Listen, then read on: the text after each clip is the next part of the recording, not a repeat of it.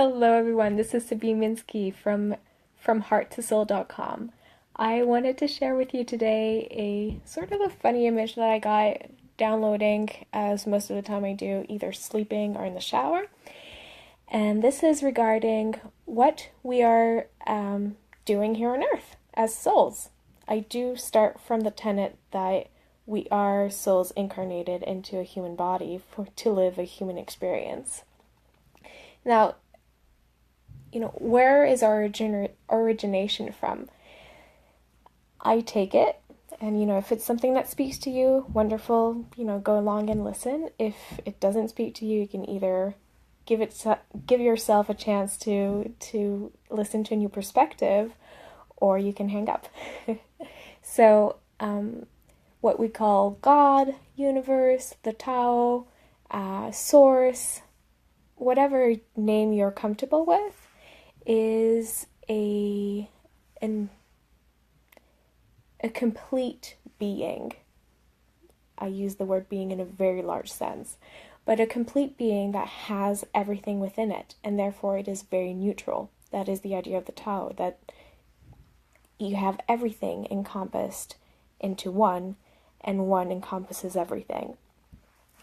So imagine that God or the universe is a person who is in front of many, many, many beautifully laid banquet tables with all the food that you can imagine in the world. One table has only meat, for those who are interested in it. One table has only desserts, only chips, only you name it. Everything is there. And this person doesn't have enough space, enough hunger, enough time to taste it all. So what are his choices? He could try and make 20, 30, 40 plates and just taste everything, but he knows that he might end up with an indigestion or just not enjoy it. Or he could call in helpers, tasters, who he's going to send left and right to taste at different tables and to move around. And so are our souls. We are created from, imagined by, created by, from source. And we go along and we are sent to taste life on different planets and different universes. And sometimes we end up on this planet, and this is one of the ones where we have the complete ability for self-determination, because we are gifted with free choice, free will. And that is one of the most powerful things that you can think of, because we can plunge into whatever experience we want.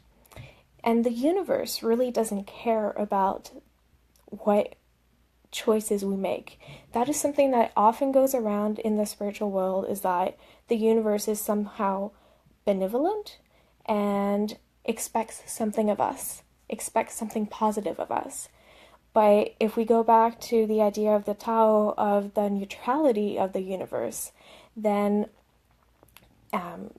it's kind of reversed.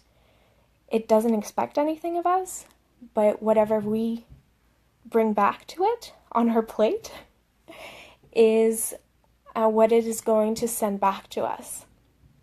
So I really invite you to start thinking of the universe as a neutral force that will just react to what you're sending to it. That really goes in line with the idea of free will. Because if something were expected of us, then why would we have free will? Why wouldn't we just, go on a path that is completely predetermined and just continue on that pathway, instead of being able to go left and right and to taste life and to share in the absolute exuberance of the choices at hand? Now, imagine, to go back to the idea of the salty and the sugary tables, imagine that you get to choose whether you eat salty or sugary, just as you choose to make a negative or a positive choice. A negative choice doesn't mean that the universe thinks you're doing something bad. It just means that you are making a choice that is not in alignment with who you are at soul level. Let me repeat that. You have a makeup at soul level. Those are your gifts, those are your soul profile. This is what your soul has as its very own personal vibration, its own stamp. The more your choice is aligned to that, the more it is a positive choice, because then you open up your canal for a more bountiful amount of source energy. Source energy means more capacity to create what you want in your life because it's aligned. If you make a negative choice, what happens is that you are cutting yourself off from your vibrational spectrum, from your soul essence.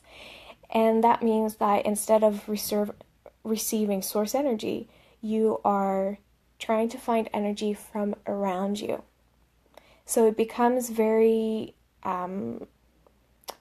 draining, because it's a cycle of trying to find energy from other people around you. For example, if you're very much in a victim energy and trying to get the attention from people, that is sourcing energy from around you, from other people, instead of sourcing energy from your soul. And that is really what the step into spirituality is. It is not going into some practice that will help you in your everyday life to cope with it.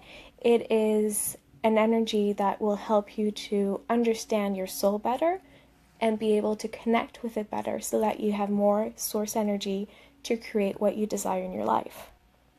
This human experience is a whole experience. Spirituality is not disconnected from your life. You can live your spirituality, you can live your soul essence in your life experience by aligning your choices so that you end up shining who you are fully and entirely in every action that you take, in every zone of your life. It's not compartmentalized to just your work or just your hobbies or just your family. This is a whole experience in which, when you show and you connect deeper to your soul vibration, everything aligns better and you manifest better in your actions. That's another story, how because we're living in 3D, actions are what really speak and what really shift our reality, but I'll leave that for another time. In any case, I hope that this image of the banquet tables is something that can help you in understanding what our soul is and what it is doing in connection with the universe. Thank you so much for listening in. And if you are curious to learn more about your soul vibration, your soul gifts, this is what I do through soul realignment. This is some of the most profound, powerful information that I have come across for myself in terms of guiding me in who I am and how I present myself to the world, and making all of my life areas aligned to those gifts. So I'll be talking about that more also. But if you want to connect, from hearttosoul.com. Take care.